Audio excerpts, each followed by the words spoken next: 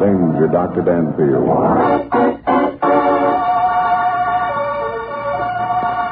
The human mind is like a cave. Beyond the light, there are dark passageways and mysterious recesses. I, Dr. Daniel Danfield, have explored those unknown retreats and know their secrets.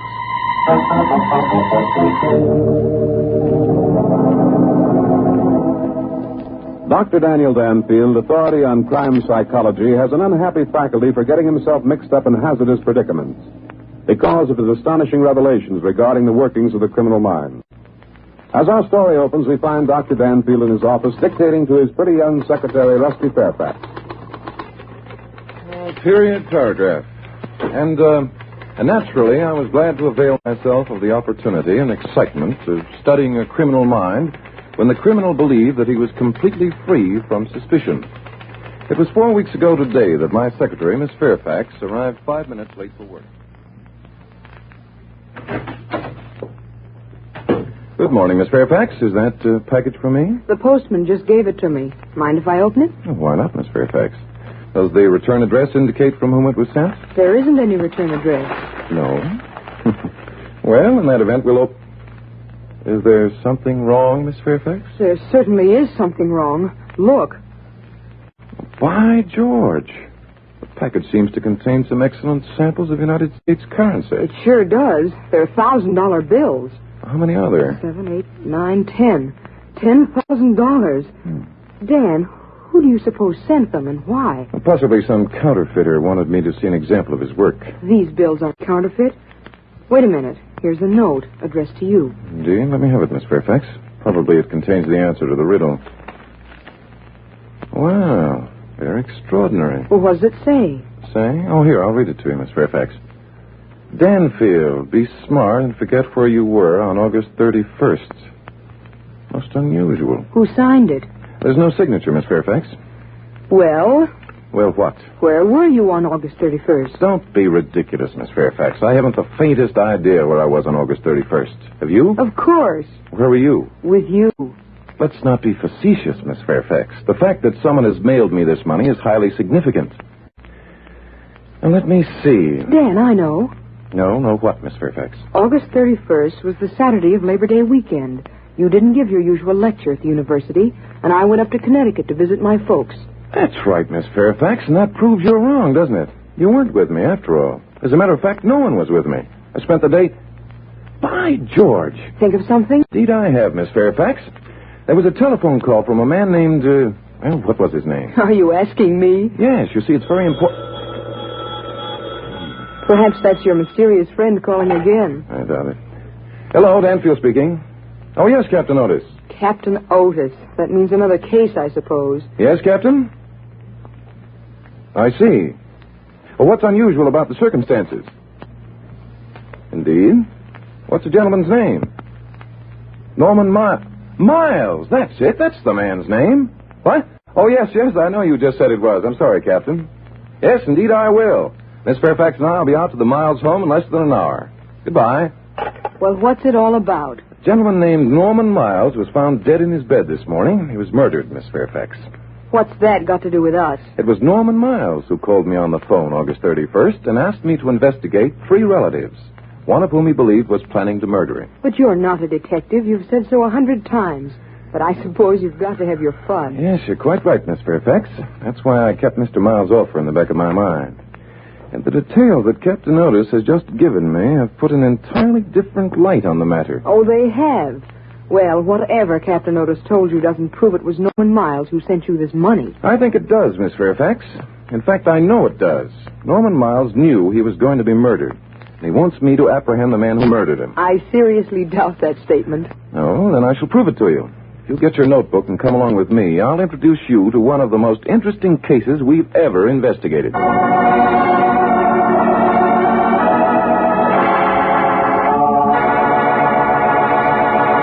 In a moment, we'll return to Danger, Dr. Danfield, but first...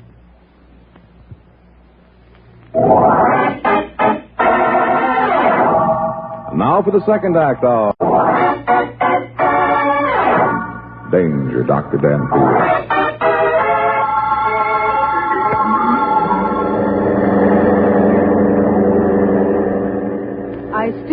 we should have Mario along. Do you, Miss Fairfax? Yes. If all three of the relatives are at the Norman Miles house now and one of them is a murderer, we need protection. That's certainly extraordinary. Dan, what are you thinking about? Things, Rusty, just things. Yes, I believe we're going to find an unusual situation. I hope you brought along your notebook. Of course I brought my notebook. This the house? Yes, and there's an officer on guard at the door. Otis is a man of his word. I don't see why Captain Otis has to call you every time he gets himself in a jam. Captain Otis is not in a jam, my dear. It was very kind of him to give me this opportunity.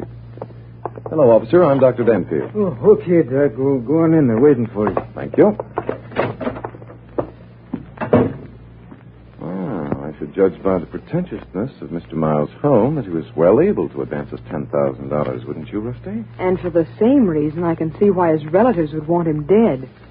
Well, there they are. Yes, and by their expressions, I should say they were a rather unhappy trio. I suppose you're Danfield. Now, look here, Danfield. We're sick and tired of the way we're being treated. I'll say we are. Who does this Captain Otis think he is, anyhow? Now, wait a minute, you two. Perhaps this isn't Danfield. Give the guy a chance to introduce himself. Thank you. Yes, I'm Danfield. Now, suppose you tell me who you are. If you're Danfield, then get us out of here. Why, I was never so humiliated Shut up, Judith. Stop crabbing. Guy couldn't let us out of here even if he wanted to. There are cops all over the place. You're quite right. I have absolutely no authority. Oh, this is my secretary, Miss Fairfax. I presume that you three are Norman Miles' relatives? That's right. I'm Vincent Warren. The old man was my uncle. I'm Larry Kent, another nephew. This young lady is Judith Nelson, a niece. The idea of saying one of us murdered Uncle Norman. One of you did murder him, Miss Nelson. What do you mean? Nonsense. You're jumping to conclusions pretty fast, aren't you, Danfield? Not at all. One of you three murdered him. All of my evidence points to that fact. What evidence? You haven't been here 5 minutes. How could you have picked up any evidence? It came by mail, $10,000 worth. That's enough, Miss Fairfax. For the time being, I'll have to ask you people to accept my statement and cooperate. Cooperate? How, by signing a confession? I could hardly hope for that, Miss Nelson. In fact, I'd be disappointed if one of you did sign a confession. Why? Because my purpose in being here is to study the guilty person's mind while he or she believes himself or herself free from detection. Do you mean that merely by talking with the three of us, you can tell which one of us is guilty? Assuming, of course, that one of us is guilty? Precisely, Mr. Warren. Consider the facts. One of you is a murderer. To a man who has made a lifelong study of the human mind, it will be quite easy to determine the identity of the guilty party. Well, how do you like that? Now, wait a minute now. I always say every man to his own profession. Danfield, I understand, has one of those mixmaster minds. Maybe his idea will work. Okay, what difference does it make? You haven't any alternative anyhow. That's the point exactly, Mr. Warren. You haven't. I merely wanted to point out to you that I know one of you is guilty. You're all fairly warned. Well, what do you want us to do? First of all, I'd like to have someone tell me exactly what happened last night. I understand that when Mr. Miles' body was discovered, all the doors and windows of his room were locked on the inside. Yes, that's right, they were. Uncle Norman had a phobia against an unlocked door or window. Couldn't go to sleep unless he had checked all the locks himself. Then how did you know he got into the room this morning? By breaking the door down. Why did he do that? Well, Uncle Norman was a victim of habit. He did everything by the clock. Went to bed, got up, ate meals, everything. I see. This morning he didn't appear at breakfast at the regular hour. Yes, that's it. We'd all come down to breakfast and we're sitting waiting.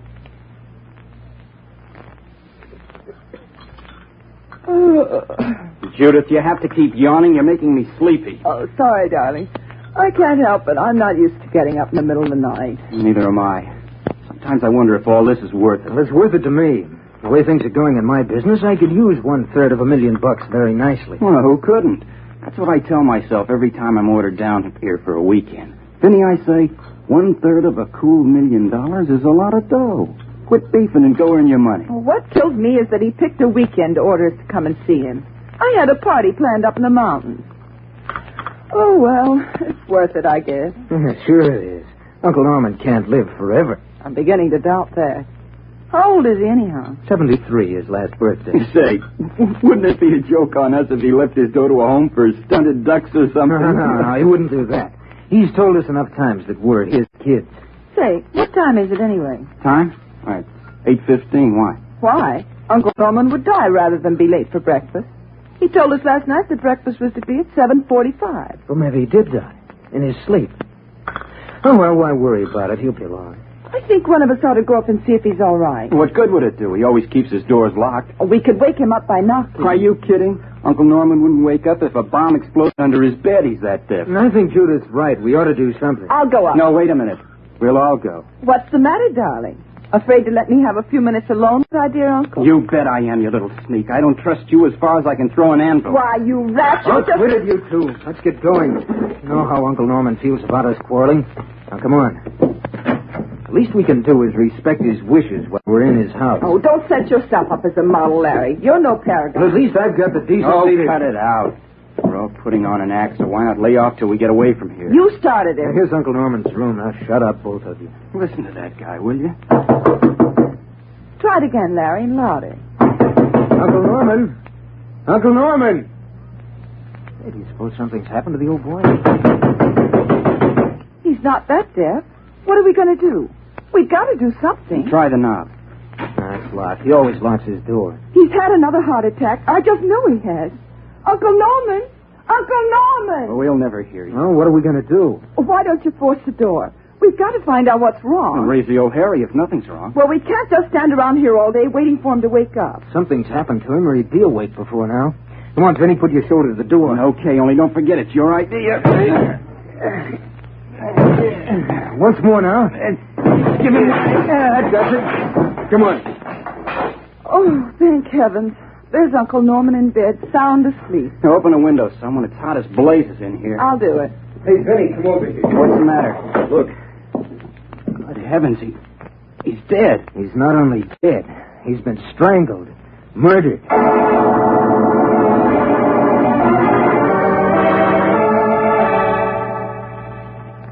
Well, that's a very interesting story, Mr. Kent. I think it answers my question all right. What do you mean it answers your question? Well, it tells me who murdered Norman Miles. You're crazy. And if you know who murdered him, why don't you tell us? For several reasons, Mr. Kent. In the first place, my purpose in being here is to study the criminal and his reactions while he still believes himself unsuspected. Now that I know his identity, my task is going to be much more interesting. Why, the man's crazy. Look here, Danfield. If you really think you know who it is who murdered Uncle Norman, it's your duty to point out the guilty party. No, Mr. Warren, I don't think it is. I'm not a policeman or even a private detective. If I pointed out the guilty party, it would only make things more difficult for the police. Why? Because I have none of the concrete evidence that the police require in order to establish the murderer's guilt. In other words, you can prove nothing. Does that relieve your mind, Miss Nelson? Miss Fairfax, have you your notebook handy? I'm all set. Fine. I'm going to ask 3 questions. I'd like to have you jot down the answers verbatim. I think the nature of the answers will determine at what point in our investigation we should ask Officer Moriarty on guard outside the house to step inside and make an arrest. Well, how do you like that? This guy kills me. He's going to ask 3 questions, and bingo, he can prove who the murderer is. Well, I'm not answering any questions. Neither am I. I think you will, because the one who refuses will immediately be taken into custody. Let me see now. Mr. Kent, I believe I'll start with you. Are you quite positive that all the windows and doors in Mr. Miles' bedroom are locked on the inside? Yes, I've already told you that. I checked them myself. You mean you checked all but the window that Miss Nelson opened when the 3 of you came through the broken-down door? Listen, Hawkshaw, if you think that Please, Miss Nelson, I'll now ask you your question. Was the window locked when you went to open it? Sure, it was locked. I unlocked it. And if you don't believe me, you can look for my fingerprints. You'll find them. Very well.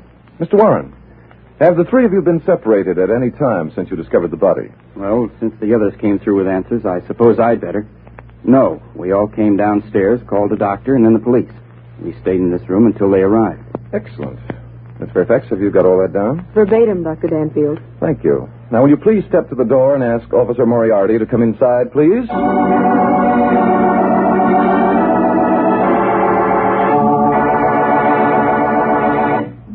In a moment, we'll return for the 3rd act of Danger Dr. Danfield, but first...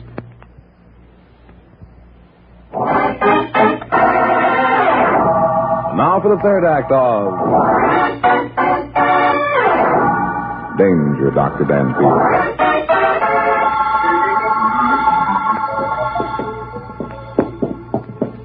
Here we are, Miss Fairfax. Well, they certainly demolished the door to Mr. Miles' bedroom, didn't they? Dan, you annoy me. Yes, the lock is sprung. That means the door was locked when the two men broke it down. Giving that big build-up about asking 3 questions and then not paying at all. Oh, careful when you step into the room, Rusty. You might throw a stocking on one of the sputters. Never mind my stockings. There we were, waiting for Officer Moriarty to make the arrest. And then all you did was borrow his flashlight. These windows are locked exactly as described. Now let's examine the open window. Do you realize what those people downstairs think of you now?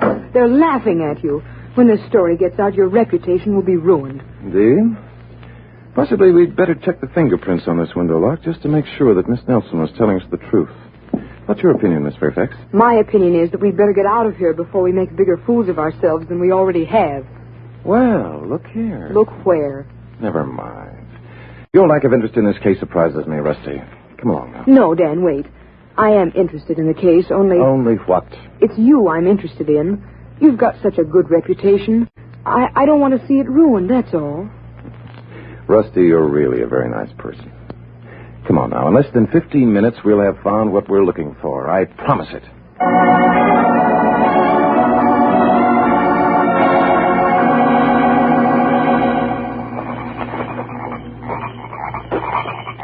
Dan, it's awfully dark out here. I wish Mario were with us. You're not frightened, are you? Is there something to be frightened of? Oh, yes. I have no doubt that someone will attempt to take our lives in a very few minutes. That's a pleasant thought. What's the matter? Look there. 2 depressions in the soft earth beneath the window of Mr. Miles' bedroom. Dan, those marks were made by a ladder. Quite right. Then that means that someone put a ladder here last night and climbed up to the... Dan, that window up there is the one that Judith Nelson said she opened. So it is. However, no one climbed up the ladder. What do you mean no one climbed up the ladder? The marks in the ground, Rusty. They indicate that the ladder was only 3 feet from the house. If anyone attempted to climb up it, he or she would have fallen over backwards. I guess you're right. Then why was the ladder placed against the house at all? Because someone wanted the police to investigate and discover what we've just discovered. But why? Well, because that would lead investigators to think that admission to Mr. Miles' room was not gained via the window above. That doesn't make sense to me. The window was locked anyway. Does it? Well, look here. Now what are you looking at? That tree. You notice how that branch extends over the ledge just below the bedroom window? What about it? The window was locked.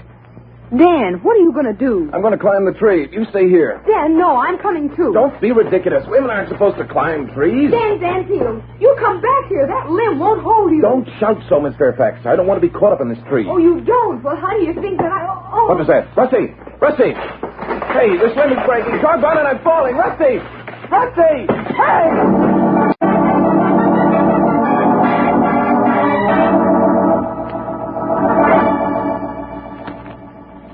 Now, just a minute, Mr. Officer of the Law. I got to see Dr. Danfield. Well, never mind, don't say it. I'm going to see him just the same. Well, I guess you don't know who I am, eh? Me, I'm a Mario Consoletti. You ever hear of me, eh? Well, You very funny fellow, Mr. Officer of the Law. All you say is, well.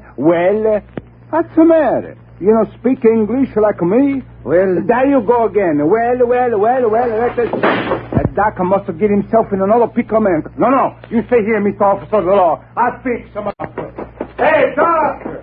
Doctor, that's you? This is me, Mario, Doctor. Mario, over here. Hey, what's going on around here? Who chopped down that tree? Mario, Dan's under that tree. What's that? The doctor hiding under the tree? What's this all about? Mario, get me out of here. The doctor. Okay, doctor, don't worry. I'll fix you up. Be a little careful, Mario. That's all right. All didn't do me any good. Yeah, you fell out of the tree, huh, Doc? Yeah, very funny. Hey, maybe you got a shot or two. No, I didn't get shot. The branch started to break and he missed.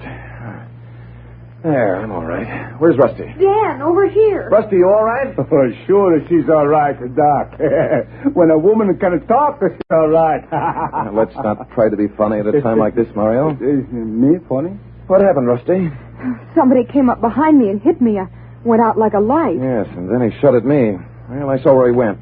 Rusty, you go back to the house now. No, I'm going with you. Oh, Rusty, sometimes you try me. Well, this is no time to argue. Mario, will you pick up the flashlight? Pick up with the flashlight. I got him.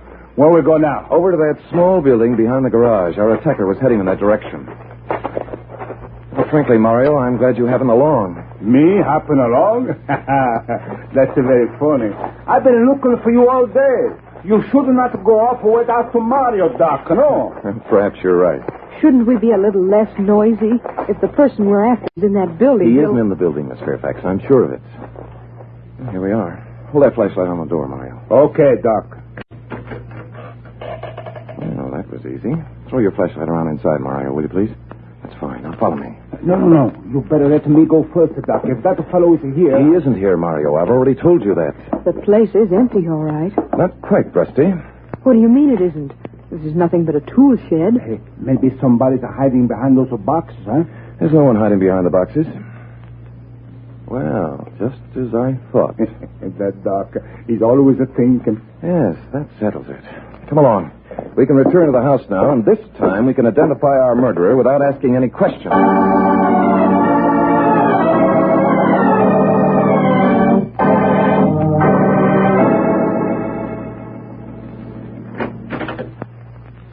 Well, Judith, where have you been? Out, looking for a man who fell out of a tree. Oh, so you heard it too, huh? You should have seen the expression on Danfield's face when he hit the ground. I did see it. And I saw the expression on your face when you sawed the limb halfway through this afternoon. Snooping again, huh, Judy? Yes, snooping again. And so were you. And so was Larry. By the way, where is Larry? Right here, darling. Did you think I'd try to escape? I would be a sucker to do that, wouldn't I? This is really very amusing. We're all actually suspicious of each other, aren't we? And if you're asking me, that's just what Danfield wants.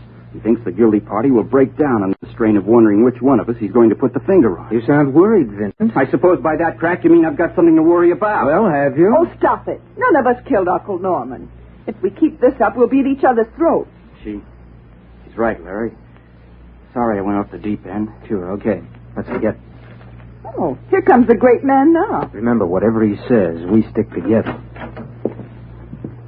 Oh, so you're back again, are you, Danfield? What's it going to be this time, a spelling bee? Maybe he's thought up 3 more questions to ask us. What I want to know is, who's the character you've brought along with you? She means you, Mario. She means me. Hey, lady, what do you mean by this character, this name you call Mario? Never mind, Mario. Now, if you have all finished with your remarks, I'll ask Officer Moriarty to arrest the guilty party, and we'll be on our way. Listen to it. What are you going to do this time? Borrow the cop's gun? How about the 3 questions? Don't we get to answer questions this time? No, Mr. Kent. I can prove you killed your uncle without asking you any more questions. I killed him? Certainly, Mr. Kent. You killed him. I've known it all along, but it's been only within the past 5 minutes that I've been able to secure enough evidence to establish your guilt definitely. I killed him. Vinny, did you hear what that guy said? Yes, I heard him, Larry. Too bad, isn't it, Larry? Why, you... I don't think you'll get much sympathy from your 2 cousins, Mr. Kent. You see, they've known all along that you were guilty, but they were afraid to... Mario! Don't worry about me, Doc. I'm all ready. You are, eh? Well, how do you like this?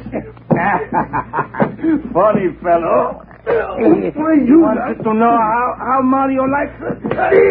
This. Very funny. I like this. Too.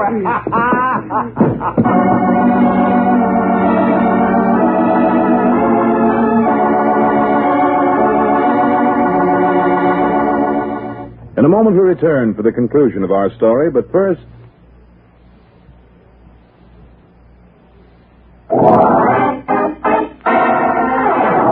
Now for the conclusion of...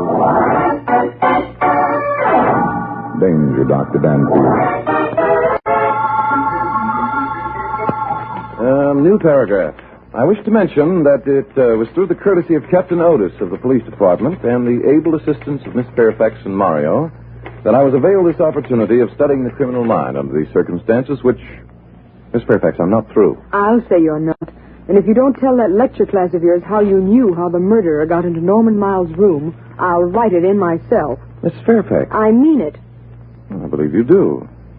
Well, the murderer climbed the tree to the ledge and got in through the window. How could he? The window was locked.